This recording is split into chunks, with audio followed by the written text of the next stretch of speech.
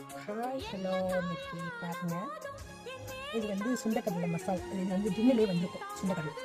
இதை நம்ம வந்து இப்படி எடுத்து சமையல் பண்ண வேண்டியதான். ஊற வைக்க வேண்டாம், எதுவுமே செய்ய வேண்டாம். பாருங்க செய்யலாம். எப்படி செய்யறது பாருங்க. அசிஷுவல் நம்ம எப்பவும் போல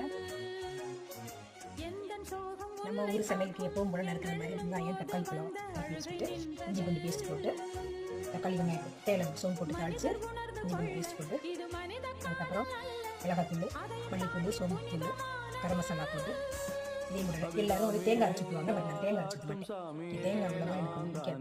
அதனால நான் வந்து தேங்காய் அரைச்சிக்காம ஒரு தக்காளி இல்லைன்னா ஒரு தயிர் நல்லா தயிர் அதில் நாலஞ்சு முந்திரி பருப்பு இருக்கு இல்லையா, அதை போட்டு நல்லா மிக்சியில் அடிச்சுட்டு கொஞ்சம் பெப்பரம் போட்டு அடிச்சு அதை தூக்கி இந்த ஊற்றிடுவேன்.